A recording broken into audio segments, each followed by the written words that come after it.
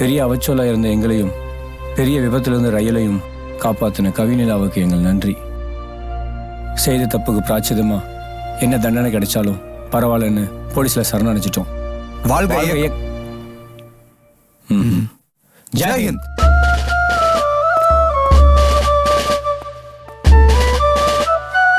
தலைமை ஆசிரியர் அவர்களே, NCC ஆசிரியர் அவர்களே மற்றும் மாணவ செல்வங்களே, உங்கள் அனைவருக்கும் என் முதற்கண் வணக்கத்தை தெரிவித்துக் கொள்கிறேன்.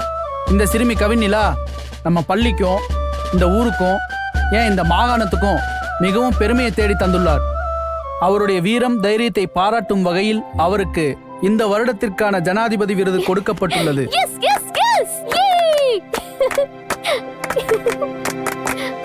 இன்னொரு குட் நியூஸ், நம்ம நிலாவுக்கு NCC ல சேர ஸ்பெஷல் பர்மிஷன் கிடைச்சிருக்கு.